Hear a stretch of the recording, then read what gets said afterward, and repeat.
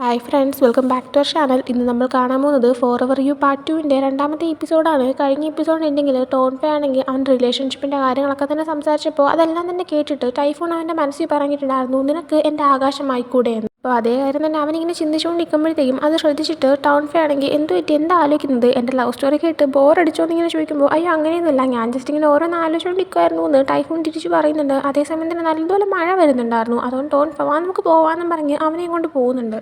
കാറിൽ അവർ തിരിച്ചു പോകുന്ന സമയത്ത് ട്രാഫിക് സിഗ്നലിൽ അവർ നിർത്തിയിരിക്കുമായിരുന്നു. ആ സമയത്ത് തൊട്ടടുത്തേക്ക് ഒരു ബൈക്ക് വന്നിങ്ങനെ നിർത്തുന്നുണ്ട്. ബൈക്കിലുണ്ടായിരുന്ന മറ്റാരുമല്ല, ജോഹാൻ തന്നെയാണ്. നമ്മുടെ സീസൺ 1 കണ്ടവർക്ക് എല്ലാവർക്കും ജോഹാനെ എന്തായാലും മനസ്സിലായിട്ടുണ്ടായിരിക്കണമല്ലോ. ടോൺഫയുടെ കാറാണെന്ന് മനസ്സിലാകുമ്പോൾ തന്നെ ജോഹാനാണെങ്കിൽ വിളിച്ച് സംസാരിക്കുന്നൊക്കെയുണ്ട്. ജോഹാൻ എന്നിട്ട് ഞാൻ എൻ്റെ റൂമിലേക്ക് പോവാണ്, അല്ല നിങ്ങളെങ്ങോട്ടാണ് പോകുന്നതെന്നൊക്കെ ചോദിച്ച് സംസാരിക്കുന്നുണ്ട്. അങ്ങനെ പിന്നീട് സിഗ്നൽ ചേഞ്ച് ആവുന്നതുകൊണ്ട് തന്നെ ജോഹാൻ ബായ് പറഞ്ഞ് പോകുന്നുണ്ട്. അങ്ങനെ ഇവരും ട്രാവൽ കണ്ടിന്യൂ ചെയ്യുമ്പോൾ ടൈഫോൺ ചോദിക്കുന്നുണ്ട് അത് ആരാണെന്ന്. അത് എൻ്റെ ഫ്രണ്ട് ജോഹാനാണ്, എന്ത് പറ്റി, ഇഷ്ടപ്പെട്ടോ, ഇൻട്രസ്റ്റ് തോന്നുന്നുണ്ടോ എന്നൊക്കെ ചോദിക്കുന്നുണ്ട്. ആ സമയം അങ്ങനെയൊന്നുമില്ല, ആൾ നല്ല ആളാണെന്ന് ഇങ്ങനെ ചോദിക്കുകയാണ്. ആ സമയം നല്ല പയ്യനൊക്കെ തന്നെയാണ്, പക്ഷേ എന്നാലും റിലേഷൻഷിപ്പിലാവാനായിട്ട് ആരെങ്കിലും സജഷൻ ചോദിക്കുന്നുണ്ടെങ്കിൽ ഞാൻ ഏറ്റവും അവസാനം സജസ്റ്റ് ചെയ്യുന്നുണ്ടെങ്കിൽ അത് ഇവനെ ആയിരിക്കും. അല്ലല്ല, ഏറ്റവും അവസാനമല്ല, ഏറ്റവും അവസാനം സജസ്റ്റ് ചെയ്യുന്നത് ആർത്തിനെ ആയിരിക്കും. സെക്കൻഡ് ലാസ്റ്റ് ആയിട്ടായിരിക്കും ഞാൻ ജോഹാനെ സജസ്റ്റ് ചെയ്യാൻ പോകുന്നത്. പിന്നെ നിനക്കും ഉടനെ തന്നെ ഒരു പാർട്ണറിനെയൊക്കെ കണ്ടുപിടിക്കണം. പക്ഷേ നിനക്ക് ആ ഒരു പാർട്ണറിനെ സെറ്റ് ആക്കണമെങ്കിൽ ഫസ്റ്റ് നിന്റെ ചേച്ചീനെ മറികടന്നാലല്ലേ അയാൾക്ക് നിന്നെ കിട്ടത്തുള്ളൂ. ചേച്ചീനെ മാത്രമല്ല എന്നെ മറികടക്കണം, കാരണം ഞാനും നിന്റെ ബ്രദറിനെ പോലെ അല്ലേ എന്നിങ്ങനെ പറയുന്നുണ്ട്. നൈറ്റ് അവർ ആകുമ്പോഴത്തേക്കും ടൈഫൂണിനെ ടോൺഫ തിരിച്ച് അവൻ്റെ ഡോമിലേക്ക് കൊണ്ടുവിട്ടിട്ടുണ്ടായിരുന്നു. എന്നാൽ കഴിഞ്ഞ ദിവസം കറണ്ട് പോകാനായിട്ടുള്ള ഒരു ടൈം ആയിട്ടുണ്ടായിരുന്നു. ഇന്നും ലക്ഷണമൊക്കെ കണ്ടിട്ട് കറണ്ട് പോകുന്നൊരു തോന്നൽ വന്നിട്ടുണ്ടായിരുന്നു. അതുകൊണ്ട് തന്നെ ടോൺഫ,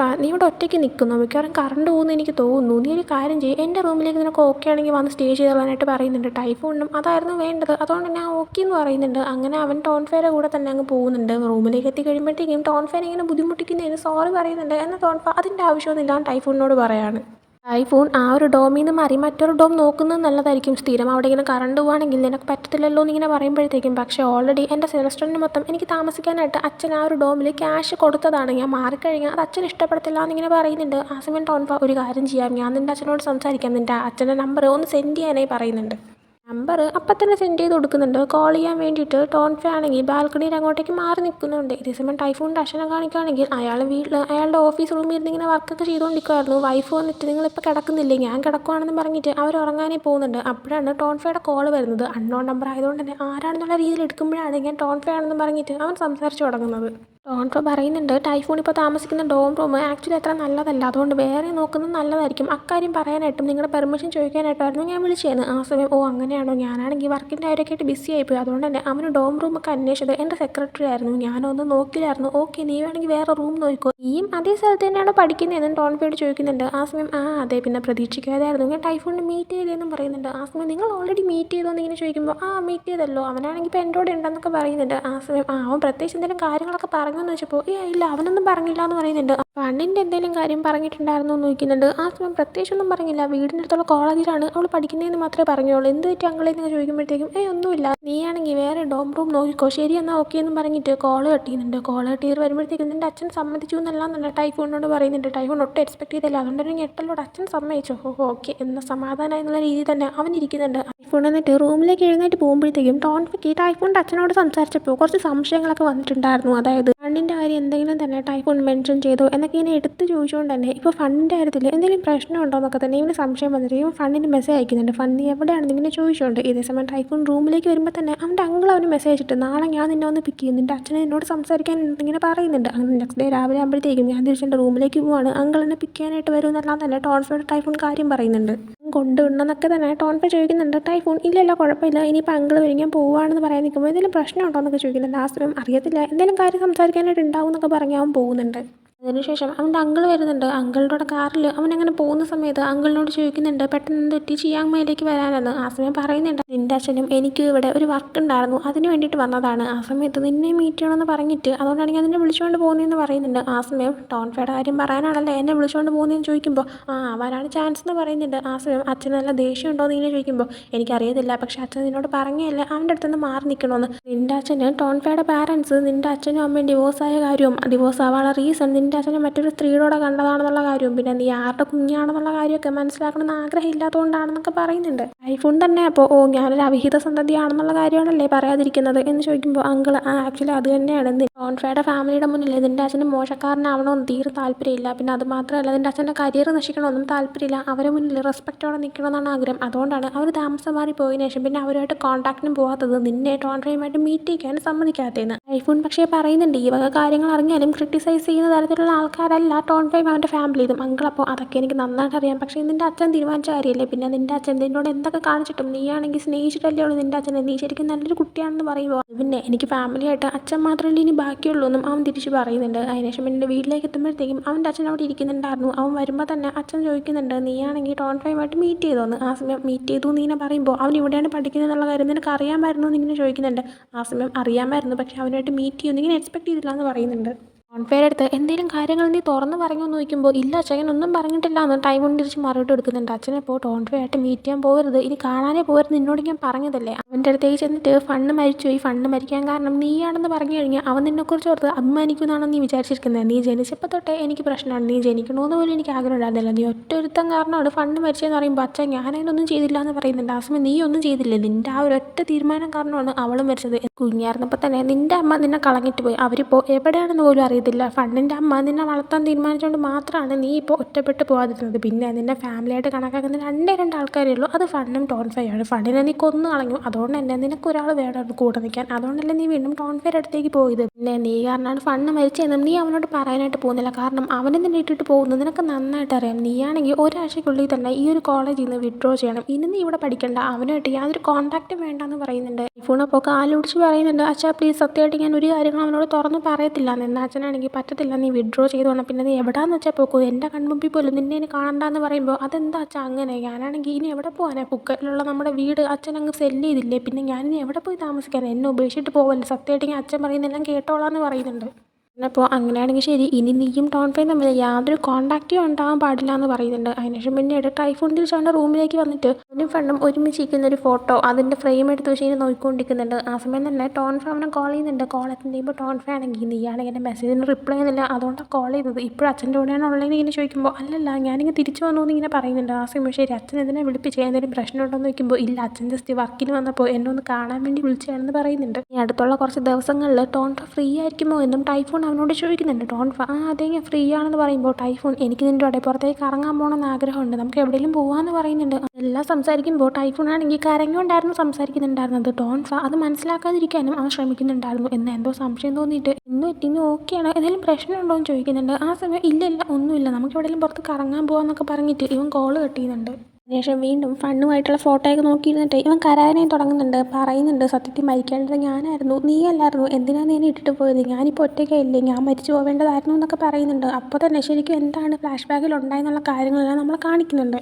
ടൈഫൂൺ ഏതോ ഒരു എക്സാം ഇങ്ങനെ എൻട്രൻസിന് വേണ്ടിയിട്ട് എന്തോ എഴുതിയത്, അതിലവൻ ഫെയിലായി പോയിട്ടുണ്ടായിരുന്നു. അതുകൊണ്ട് തന്നെ ആളിങ്ങനെ ഭയങ്കര വിഷമത്തിയിരിക്കുന്ന സമയത്ത് അവൻ്റെ അടുത്തേക്ക് ഫണ്ട് വന്ന് പറയുന്നുണ്ട് കുഴപ്പമില്ല, നമുക്ക് ഒന്നുകൂടെ എഴുതാം, ഇതൊന്നും പ്രശ്നമുള്ള കാര്യമല്ലാന്ന്. എന്നാൽ ടൈഫൂൺ നന്നായിട്ട് അറിയാം അച്ഛൻ എന്തായാലും തന്നെ വഴക്ക് പറയാനേ പോകുന്നുള്ളൂ, അച്ഛൻ തന്നെ ഇഷ്ടമല്ലാന്ന്. അതുകൊണ്ട് തന്നെ ടൈഫൂൺ ഇപ്പോൾ ദേഷ്യപ്പെട്ട് പറയുന്നുണ്ട് നിനക്ക് അങ്ങനെയൊക്കെ പറയാം, കാരണം നിന്നെ എല്ലാവരും സ്നേഹിക്കുന്നുണ്ട്, എന്നെ എല്ലാവരുടെ കണ്ണിലും ഞാൻ ബാഡ് ലക്കാണ്, ഞാൻ ജനിച്ചത് പോലും ഒരാൾക്കും ഇവിടെ ഇഷ്ടമല്ല, അതുകൊണ്ട് തന്നെ ഞാൻ എന്ത് ചെയ്താൽ പോലും എനിക്ക് അതിൽ കുറ്റം മാത്രമേ കേൾക്കത്തുള്ളൂ. അതുകൊണ്ട് നീ ഇങ്ങനെ ഓരോന്ന് പറഞ്ഞുണ്ടാക്കി എന്നെ സമാധാനിപ്പിക്കാനേ നോക്കണ്ടെന്ന് പറഞ്ഞിട്ട് ആ ഒരു ദേഷ്യത്തിൽ അവനാണ് ഈ വീടിൻ്റെ പുറത്തേക്ക് പോകുന്നുണ്ട്. ആ സമയം അവൾ ചോദിക്കുന്നില്ല നീ എങ്ങോട്ടാണ് പോകുന്നതെന്ന്. എന്നാൽ ടൈഫൂൺ തൻ്റെ കാര്യം അന്വേഷിക്കേണ്ട യാതൊരു ആവശ്യമില്ല, ഞാൻ വന്നോളാം, നീ എന്നെ കോൾ ചെയ്യാനും നിൽക്കരുതെന്ന് പറഞ്ഞിട്ട് അവനാണെങ്കിൽ അവൻ്റെ ഫ്രണ്ടിൻ്റെ എന്തോ വണ്ടി കയറി പോകുന്നുണ്ട്. ഫ്രണ്ട്സിൻ്റെ കൂടെ ക്ലബ്ബിൽ ഡ്രിങ്ക് ചെയ്യാനാണ് പോകുന്നത്. അവിടെ ചെന്ന് ഇരിക്കുന്ന സമയത്ത് ഫണ്ണാണെങ്കിൽ അവനെ കോൾ ചെയ്യുന്നുണ്ട്. അങ്ങനെ പുറത്തേക്ക് ഇറങ്ങി കോൾ അറ്റൻഡ് ചെയ്യുമ്പോൾ ഫണ്ണാണെങ്കിൽ അവിടെ പാട്ടൊക്കെ കേൾക്കുന്നുണ്ടല്ലോ, നീ എവിടെയാണെന്ന് ഇങ്ങനെ ചോദിക്കുന്നുണ്ട്. ടൈഫൂൺ അപ്പോൾ ഞാൻ നിന്നോട് പറഞ്ഞല്ലേ വെറുതെ ഇങ്ങനെ കോൾ ചെയ്ത് ശല്യം ചെയ്തത്, നീ ഭയങ്കര അനോയിങ് ആണെന്ന് ഇങ്ങനെ പറഞ്ഞിട്ട് കോളും കട്ട് ചെയ്ത് അവൻ അകത്തേക്ക് കയറി പോകുന്നുണ്ട്. അകത്തേക്ക് കയറി പോകുന്ന സമയത്ത് അവൻ്റെ ഫ്രണ്ട് ഒരാളെ ഇങ്ങനെ തട്ടിയെന്നും പറഞ്ഞിട്ട് അയാൾ പ്രശ്നം ഉണ്ടാക്കാനേ വരുന്നുണ്ട്. അങ്ങനെ ആ ഒരു ബാറിൽ വെച്ച് ഒരു അടി നടക്കുന്നുണ്ട്.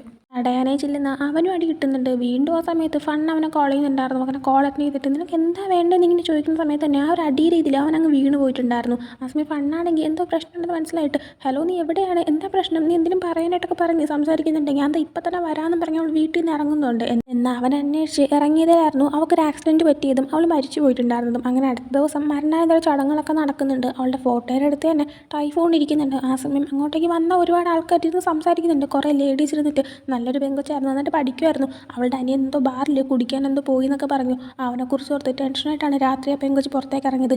കുടിച്ചിട്ടൊന്ന് ഒരാൾ വണ്ടി ഇടിച്ചു, സ്പോട്ടിൽ തന്നെ മരിച്ചു എന്നാണ് കേൾക്കുന്നത്. അല്ലെങ്കിലും ഇതുപോലെ കുറേ ചെക്കന്മാർ കാരണം ഓരോരുത്തരുടെ ജീവിതമാണ് നശിക്കുന്നത്. അവളുടെ അനിയൻ എൻ്റെ ഒരു ബാഡ് ലക്കാണ്, അവൻ്റെ അമ്മ അവനെ കളഞ്ഞിട്ട് പോയതാണ്, അച്ഛനും അവനെ വേണ്ടാതെ ഒഴിവാക്കാൻ നിൽക്കുകയാണെന്നൊക്കെയാണ് ഞാൻ കേട്ടതെന്നൊക്കെ പറയുന്നുണ്ട്. ഈ കാര്യങ്ങളെല്ലാം തന്നെ അവൻ ഇരുന്ന് കേൾക്കുന്നുണ്ടായിരുന്നു. അതിനുശേഷം വീട്ടിലേക്ക് വന്നു കഴിയുമ്പോൾ പിന്നെ വീട്ടിൽ ഫുള്ള് പ്രശ്നമാണ്. കാരണം അവൻ ഇത്രയും കാലം നോക്കിക്കൊണ്ടിരുന്നത് ഫണ്ണിൻ്റെ അമ്മയാണ്. ഇപ്പോൾ ഫണ്ണിൻ്റെ അമ്മ എൻ്റെ മോൾ മരിക്കാൻ കാരണം നീ ഒറ്റൊരുത്തനാണ്, നീയായിരുന്നു മരിക്കേണ്ടത്, എൻ്റെ മോളല്ല എന്നൊക്കെ പറഞ്ഞ് അവനോട് ഭയങ്കരമായിട്ട് ദേഷ്യപ്പെടുന്നുണ്ട്.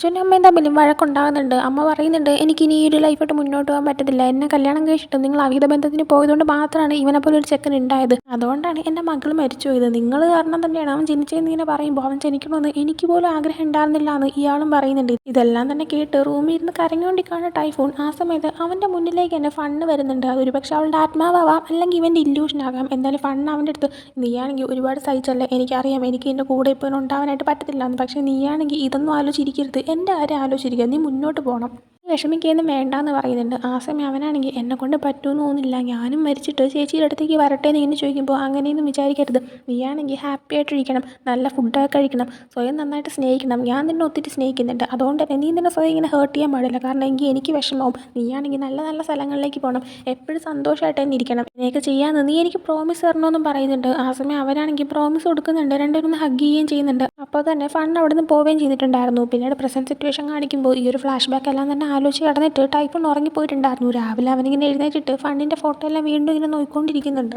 അതിനുശേഷം ടൈഫൂൺ ടോൺഫയുടെ കൂടെ അവന് താമസിക്കാനായിട്ടൊരു പുതിയ ഡോം റൂം നോക്കാനേ പോകുന്നുണ്ട്. പോയി കാണുന്ന റൂം അവന് നല്ല ഇഷ്ടപ്പെടുന്നുണ്ടായിരുന്നു. അവൻ തനിക്ക് ഇത് മതി എന്ന് പറയുമ്പോൾ ഓൾറെഡി തന്നെ ടോൺഫ ആണെങ്കിൽ ക്യാഷ് എല്ലാം അടച്ചിട്ടുണ്ടായിരുന്നു. അതുകൊണ്ട് തന്നെ അവിടുത്തെ ഓണറായിട്ടുള്ള ലേഡി ശരി ഇന്ന് തന്നെ താമസം മാറ്റിക്കൊള്ളാനായിട്ടൊക്കെ ചോദിക്കുമ്പോൾ പറയുന്നുണ്ട്. അങ്ങനെ ഒരു പുറത്തേക്ക് ഇറങ്ങുന്ന സമയത്ത് ഈ ഒരു അടച്ച ക്യാഷ് എല്ലാം താൻ എത്രയും പെട്ടെന്ന് തിരിച്ചു തരാമെന്ന് പറയുമ്പോൾ അതെൻ്റെ ക്യാഷല്ല, നിൻ്റെ അച്ഛൻ തന്നെ നിനക്ക് അടയ്ക്കാനായിട്ട് എൻ്റെ കയ്യിൽ ഏൽപ്പിച്ചാണെന്ന് പറയുന്നുണ്ട്.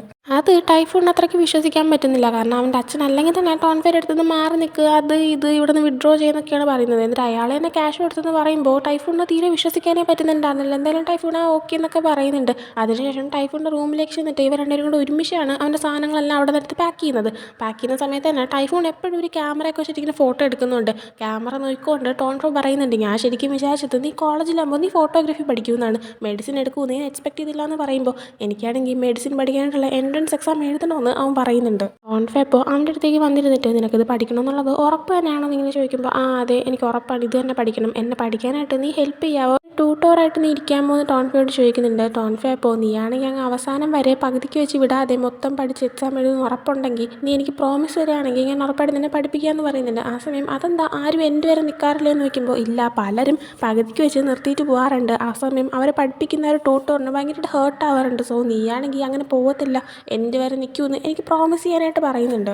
ഐഫോൺ അങ്ങനെ ഓക്കെ ഞാൻ പ്രോമിസ് ചെയ്യുന്നതെന്നൊക്കെ പറയുന്നുണ്ട്. അതിനുശേഷം സാധനങ്ങളെല്ലാം പാക്ക് ചെയ്ത് പുതിയ ഡോമിലേക്ക് എത്തുന്നുണ്ട്. എത്തിക്കഴിയുമ്പോഴത്തേക്കും ടോൺഫ ആണെങ്കിൽ ശരി എന്നാൽ എന്തെങ്കിലും ആവശ്യം ഉണ്ടെങ്കിൽ വിളിച്ചാൽ മതി എന്ന് പറഞ്ഞ് അവിടെ നിന്ന് പോകുന്നുണ്ട്. അതിനുശേഷം ടൈഫൂൺ റൂഫ് ടോപ്പ് ഏരിയയിലേക്കൊക്കെ ചെന്നിരിക്കുന്നുണ്ട്. അതിനുശേഷം നൈറ്റ് ആകുമ്പോഴത്തേക്കും ടോൺഫേനെ കാണിക്കുവാണെങ്കിൽ ടോൺഫ വീഡിയോ കോൾ വഴി ആരെയോ പഠിക്കാനായിട്ട് ഹെൽപ്പ് ചെയ്തുകൊണ്ടിരിക്കുകയായിരുന്നു. അതെല്ലാം കഴിയുന്ന സമയത്താണ് മഴ പെയ്യുന്നത്. മഴ പെയ്യുന്ന സമയത്ത് എങ്ങാനും ഇപ്പോൾ ടൈഫൂൺ താമസം മാറിയ ഒരു പുതിയ ഡോമിൽ കറണ്ട് പോയിട്ടുണ്ടാകുമോ എന്നിങ്ങനെ ടെൻഷനായിട്ട് ടോൺഫ ടൈഫൂണിനെ വിളിക്കുന്നുണ്ട്. മഴ പെയ്യുമായിരുന്നു, കറണ്ട് പോയോ അങ്ങനെ എന്തെങ്കിലും അറിയാനായിട്ട് ഞാൻ തന്നെ വിളിച്ചതെന്നൊക്കെ ചോദിക്കുമ്പോൾ ടൈഫൂൺ ചെന്ന് കർട്ടനൊക്കെ മാറ്റിയിട്ട് അവർ മഴ നോക്കുന്നുണ്ട്. ഇല്ല ഇവിടെ പ്രശ്നമൊന്നുമില്ല എന്നവൻ പറയുന്നുണ്ട്. എന്നിട്ട് അവൻ ടോൺഫേനെ നോക്കിയിട്ട് ചോദിക്കുന്നുണ്ട് ഇവിടെയാണെങ്കിൽ ഇങ്ങനെ ഇടയ്ക്കിടയ്ക്കേ മഴയുള്ളൂ, പക്ഷേ എപ്പോഴും മഴ പെയ്തുകൊണ്ടിരിക്കുന്ന ഏതെങ്കിലും സ്ഥലമുണ്ടോ, അങ്ങനെ ഉണ്ടെങ്കിൽ അവിടുത്തെ ആൾക്കാർ അവിടെ എങ്ങനെ താമസിക്കുന്നതെന്നൊക്കെ ചോദിക്കുമ്പോൾ അങ്ങനെ ശരിക്കും ഒരു സ്ഥലമുണ്ട്, ഇന്ത്യയിൽ മേഘാലയ എന്ന് പറയുന്ന സ്ഥലമാണ്, അവിടെ ഇവിടെ പെയ്യുന്നതിനേക്കാളും 9 ഇരട്ടി മഴയാണ് പെയ്യുന്നത്, പക്ഷേ അവിടെ അവർ സ്റ്റീപ്പായിട്ടുള്ള റൂഫൊക്കെയാണ് യൂസ് ചെയ്യുന്നത്, അതുകൊണ്ട് തന്നെ അവർക്ക് അതൊക്കെ ആയിട്ട് ഇങ്ങനെ മുന്നോട്ട് പോകാൻ പറ്റും. പിന്നെ അവർക്കതെല്ലാം തന്നെ ഒരു ശീലമായി മാറി, പിന്നെ അവർക്ക് ഈ മഴയൊക്കെ തന്നെ ശീലമായിട്ടുണ്ടായിരിക്കും എന്നൊക്കെ പറഞ്ഞിട്ട് അവൻ അതിനെക്കുറിച്ച് എന്തൊക്കെ കാര്യങ്ങൾ അറിയാവോ അതെല്ലാം തന്നെ പറയുന്നുണ്ട്. അപ്പോൾ ടൈഫൂൺ അതെല്ലാം തന്നെ ഇങ്ങനെ കേട്ടിരിക്കുന്നുണ്ട്. ടോൺഫേ സമയത്ത് നിന്നെ പഠിപ്പിക്കുന്ന കാര്യം ഞാൻ നാളെ സ്റ്റാർട്ട് ചെയ്യട്ടെ, എങ്കിൽ നിനക്ക് പഠിക്കാനുള്ള സംഭവങ്ങളെല്ലാം തന്നെ ഞാൻ നാളെ അറേഞ്ച് ചെയ്യാമെന്ന് പറയുമ്പോഴത്തേക്കും ആ ഓക്കെ എന്ന് ടൈഫൂൺ പറയുന്നുണ്ട്. ടോൺഫേ അപ്പോൾ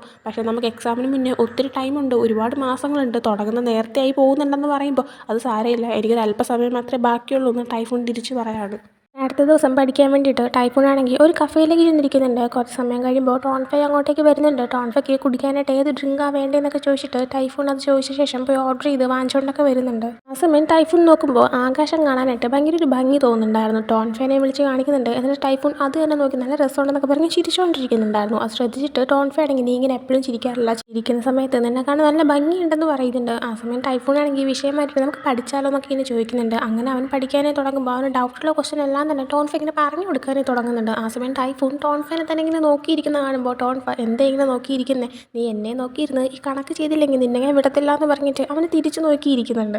അതിനുശേഷം പഠിച്ചൊക്കെ കഴിയുമ്പോഴത്തേക്കും അവർ പുറത്തോട്ടൊക്കെ കറങ്ങാനൊക്കെ ആയിട്ട് പോകുന്നുണ്ട്. അവരങ്ങനെ ഒരുപാട് സ്ഥലങ്ങൾ കറങ്ങുന്നുണ്ട്. അതായത് ഓരോരോ റൂട്ടുകൾ എങ്ങോട്ടാണ്, ഏത് സ്ഥലത്ത് നിന്ന് എങ്ങോട്ട് പോകേണ്ടതാണ് അങ്ങനെയൊക്കെ പറഞ്ഞിട്ട് ടൈഫൂണിന് ആവശ്യമുള്ള കാര്യങ്ങളെല്ലാം തന്നെ ടോൺഫൈ പറഞ്ഞു കൊടുക്കുന്നുണ്ട്. കോളേജിൻ്റെ സ്ഥലങ്ങളായാലും പുറത്തുള്ള സ്ഥലങ്ങളായാലും എല്ലായിടത്തും പോകുന്നുണ്ട്. അവിടെയൊക്കെ വെച്ച് തന്നെ ടൈഫൂൺ ഒരുപാട് ഫോട്ടോസ് എടുക്കുന്നുണ്ട്. ടോൺഫയുടെ ഫോട്ടോസും ഇഷ്ടംപോലെ എടുക്കുന്നുണ്ടായിരുന്നു. അത് ശ്രദ്ധിച്ചിട്ട് ടോൺഫൈ ചോദിക്കുന്നുണ്ട്, അല്ല നിനക്ക് ആൾക്കാരെ ഫോട്ടോസ് എടുക്കുന്ന അത്ര ഇഷ്ടമുള്ള കാര്യമല്ലല്ലോ, ഇപ്പം എന്ത് പറ്റി പെട്ടെന്ന് ഇങ്ങനെ എടുക്കാനെന്ന്. ആ സമയം അത് പിന്നെ മെമ്മറീസ് സൂക്ഷിക്കാനാണ്, ആൾക്കാരുടെ ഫോട്ടോയാണ് ഏറ്റവും വലിയൊരു പ്രൂഫായിട്ട് നമുക്ക് സൂക്ഷിക്കാൻ പറ്റുന്നതെന്ന് പറയുന്നുണ്ട്. നീ എപ്പോഴും ഫണ്ടിൻ്റെ ഫോട്ടോ എടുക്കാനായിട്ട് ആഗ്രഹിക്കുന്ന പോലെയാണോ എന്നിങ്ങനെ ചോദിക്കുമ്പോൾ ടൈഫൂൺ ആണെങ്കിൽ അതേന്നൊക്കെ പറയുന്നുണ്ട്. അന്നനായിട്ട് ടൈഫൂൺ തിരിച്ച് വീട്ടിലേക്കൊന്ന് എടുത്ത ഫോട്ടോസൊക്കെ തന്നെ നോക്കിയിരിക്കുമ്പോൾ തന്നെ അവൻ്റെ അച്ഛൻ കോൾ ചെയ്തിട്ട് നിനക്കത് സമയം കഴിഞ്ഞു എന്ന് പറയുന്നുണ്ട്. ആ സമയമാണ് അവൻ്റെയും അവൻ്റെ അച്ഛൻ്റെ ഇടയിൽ നടന്ന ആ ഒരു കോൺവെർസേഷൻ വീണ്ടും കാണിക്കുന്നത്. നമ്മൾ ഓൾറെഡി അവരുടെ സംസാരമൊക്കെ കണ്ടതാണ്, എന്നാൽ ഒന്നുകൂടെ അവർ കാണിക്കുന്നുണ്ട്. കാരണം നമ്മൾ കാണിക്കാത്ത കുറച്ച് ഭാഗങ്ങൾ കൂടെ ഉണ്ടായിരുന്നു. അതിൽ ടൈഫൂൺ പറയുന്നുണ്ട്, എനിക്ക് ഈ ഒരു സെമസ്റ്റർ കൂടെ ടൈം താ, ഞാനാണെങ്കിൽ ഈ ഒരു സെമസ്റ്റർ കഴിഞ്ഞാൽ പിന്നെ ടോൺഫൈ ആയിട്ട് സംസാരിക്കാനേ പോകത്തില്ല, ഈ ഒരു സെമസ്റ്റർ വരെ മാത്രം മതി എനിക്ക് സമയം തരാനായിട്ട് പറയുന്നുണ്ട് അച്ഛൻ. ആ സമയത്ത് അങ്ങനെ ഞാൻ നിനക്ക് സമയം തന്നു കഴിഞ്ഞാൽ കോളേജിൽ ക്ലാസ് സ്റ്റാർട്ടായി കഴിയുമ്പോൾ അവൻ നിന്നെ എപ്പോൾ കണ്ടാലും വന്ന് മിണ്ടാനായിട്ട് വരത്തില്ല, അപ്പോഴും നിങ്ങൾ തമ്മിൽ കമ്മ്യൂണിക്കേഷൻ നടക്കുമല്ലോ എന്ന് പറയുമ്പോൾ ഇല്ല ഞാൻ അവനെ മൈൻഡ് ചെയ്യാതെ പൊക്കോളാം എന്ന് പറയുമ്പോൾ അവൻ വന്ന് സംസാരിച്ചാൽ നീ എന്ത് ചെയ്യുന്നു ചോദിക്കുമ്പോൾ അവനെന്നെ വെറുക്കാൻ വേണ്ടിയിട്ടുള്ള എന്തെങ്കിലും കാര്യങ്ങൾ ഞാൻ ചെയ്തോളാം, അതാകുമ്പോൾ പിന്നെ ടോൺഫൈ ആണെങ്കിൽ എൻ്റെ അടുത്ത് സംസാരിക്കാനായിട്ട് വരത്തില്ലല്ലോ പ്ലീസ് അച്ഛാന്നൊക്കെ പറയുന്നുണ്ട്. അങ്ങനെയായിരുന്നു അച്ഛനും അവന് വളരെ കുറച്ച് സമയം മാത്രം കൊടുത്തിട്ടുണ്ടായിരുന്നത്. ഇപ്പോൾ ആ ഒരു സമയം കഴിയൂ എന്ന് പറയുന്നുണ്ട്. അതായത് ഇനി അവന് ടോൺഫൈയുമായിട്ട് സംസാരിക്കാനായിട്ട് പറ്റത്തില്ല.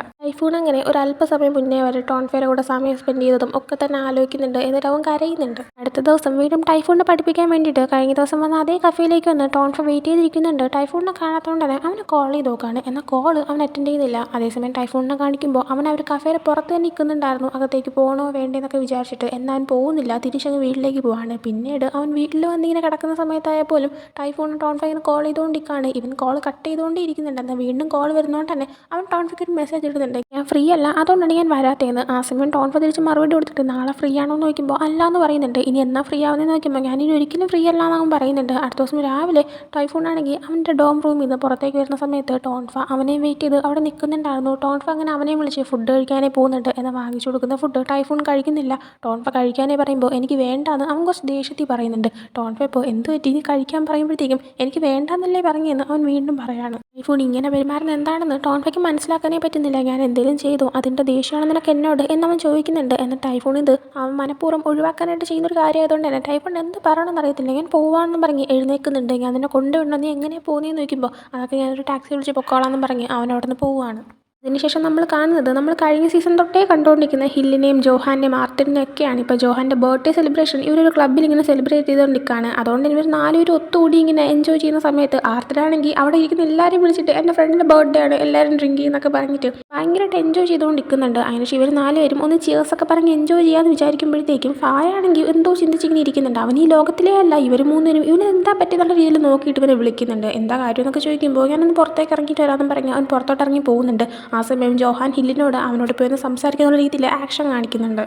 അങ്ങനെ ഹില്ല് ടോൺഫയോട് സംസാരിക്കാനായിട്ട് പുറത്തേക്ക് പോകുന്നുണ്ട്. ടോൺഫ പുറത്തേക്ക് കാണുമ്പോൾ അവൻ്റെ അടുത്തേക്ക് ചെന്നിട്ട് എന്ത് പറ്റി എന്താ പ്രശ്നമെന്ന് ചോദിക്കുന്നുണ്ട്. ടോൺഫ അപ്പോൾ ഞാൻ സംസാരിക്കുന്ന രീതി, മറ്റുള്ളവരുടെ അടുത്ത് പെരുമാറുന്ന രീതി, എൻ്റെ ഓവറോൾ രീതി അതെല്ലാത്തിലും എന്തെങ്കിലും പ്രശ്നമുണ്ടോ എന്ന് ഇങ്ങനെ ചോദിക്കുന്നുണ്ട്. ആ സമയം എന്ത് പറ്റി ഇപ്പം അങ്ങനെ ചിന്തിക്കാനായിട്ട്, നിൻ്റെ കോൺഫിഡൻസ് പോകാനായിട്ട് എന്താ കാര്യം എന്ന് ചോദിക്കുമ്പോൾ അത് പിന്നെ ഞാനാണെങ്കിൽ ഒരാളോട് സംസാരിക്കുമ്പോൾ അയാൾ എന്നെ ഇങ്ങനെ അകറ്റി വിട്ടുകൊണ്ടിരിക്കുക. എൻ്റെ ഒരു അനിയനാണ്, എൻ്റെ വീടിൻ്റെ തൊട്ടടുത്ത് മുമ്പ് താമസിച്ചുകൊണ്ടിരുന്ന പയ്യനാണ്. പിന്നീട് ഞാൻ താമസം മാറി അവിടെ നിന്നൊക്കെ മാറിപ്പോയപ്പോഴത്തേക്കും അവനെ ഇട്ടിട്ട് വന്നതിലൊക്കെ തന്നെ എനിക്ക് ഭയങ്കര വിഷമമുണ്ടായിരുന്നു. പിന്നീട് അപ്രതീക്ഷിതമായിട്ടാണ് അവനെ ഞാൻ ഇവിടെ വെച്ച് വീണ്ടും കാണുന്നത്. കണ്ട സമയത്ത് അവൻ അന്നിങ്ങനെ വിട്ടിട്ട് പോയതിൽ എനിക്ക് ഭയങ്കര സങ്കടം ഉള്ളതുകൊണ്ട് തന്നെ അവനെക്കുള്ളിൽ ഞാൻ കെയർ ചെയ്യാൻ തുടങ്ങി.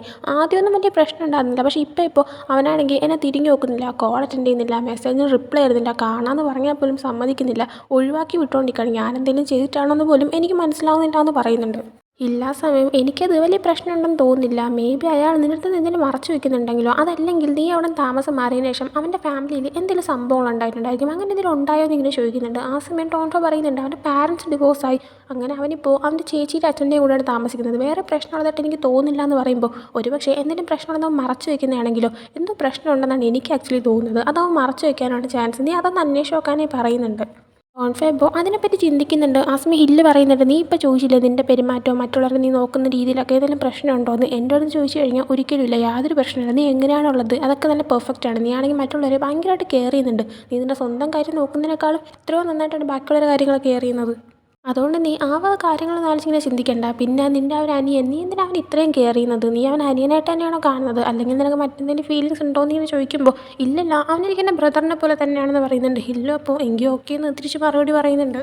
ഇതേ സമയം ടൈഫോണിനൊക്കെ കാണിക്കുമ്പോൾ റൂമിൽ ഇരുന്നുകൊണ്ട് അവനാണെങ്കിൽ ടോൺഫേനെ ഒഴിവാക്കിയതായിട്ടുള്ള കാര്യങ്ങളെല്ലാം തന്നെ ആലോചിച്ച് ഭയങ്കരമായിട്ട് വിഷമിക്കുന്നുണ്ട്. അങ്ങനെ ഓവറായിട്ട് സങ്കടം വരുമ്പോഴത്തേക്കും അവൻ അച്ഛനെ കോൾ ചെയ്യുന്നുണ്ട്. അച്ഛനോട്, അച്ഛൻ എനിക്കൊരു അവസരം കൂടെ തരണം, എനിക്കാണെങ്കിൽ ടോൺഫേനെ കാണണമെന്നുണ്ട്, പ്ലീസ് അച്ഛാ, പ്ലീസ് ഒരു ചാൻസ് തരാനേ പറയുന്നുണ്ട്. ആ സമയം നീ അവൻ്റെ കൂടെ കൂടിയിട്ട് എന്തെങ്കിലുമൊക്കെ കാര്യങ്ങൾ പറഞ്ഞു കൊടുക്കാനോട് ചോദിക്കുമ്പോൾ, ഒരിക്കലും ഇല്ല അച്ഛാ, ടോൺഫ ഇപ്പം തന്നെ ഞാൻ അവനെ ഒഴിവാക്കുന്നതുകൊണ്ട് എന്നെ വെറുത്തു തുടങ്ങി കാണും, എനിക്ക് അവനെ കാണണമെന്നുണ്ടെന്ന് പറയുമ്പോൾ, അവൻ നിന്നെ വെറുക്കട്ടെ, അതല്ലേ നല്ലതെന്ന് പറയുന്നുണ്ട്. ആ സമയം ഒരൊറ്റ ചാൻസ് കൊണ്ട് അവസാനമായിട്ട് ഞാൻ അവനൊന്ന് കണ്ടോട്ടെ എന്ന് പറയുന്നുണ്ട്. ആ സമയം അച്ഛൻ, ഇനി നീ അവനെ കാണുന്നില്ലെന്ന് ഉറപ്പുണ്ടോ എന്ന് ചോദിക്കുമ്പോൾ, ഉറപ്പായിട്ടും ഞാൻ ഇനി ടോൺഫേനെ നോക്കത്തേ ഇല്ല, കാണത്തേ ഇല്ല എന്ന് പറയുന്നുണ്ട്. അങ്ങനെ അച്ഛൻ്റെ പെർമിഷൻ അവന് കിട്ടുന്നുണ്ട്.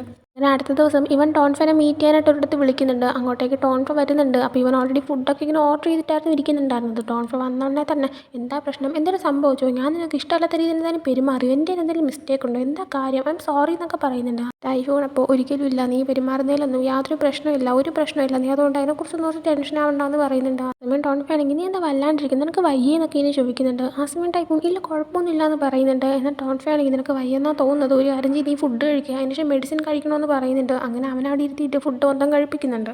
ടോൺഫ ടൈഫോണിനോട്, ഇന്ന് നമുക്ക് ഒരുമിച്ച് സ്റ്റേ ചെയ്യാം, നീ എൻ്റെ റൂമിലേക്ക് സ്റ്റേ ചെയ്യാൻ വരുന്നോ, അല്ലെങ്കിൽ ഞാൻ നിൻ്റെ റൂമിലോട്ട് വരട്ടെ എന്ന് ചോദിക്കുന്നുണ്ട്. ആ സമയം ടൈഫോൺ, നമുക്ക് നിൻ്റെ റൂമിൽ തന്നെ സ്റ്റേ ചെയ്യാമെന്ന് പറയുന്നുണ്ട്.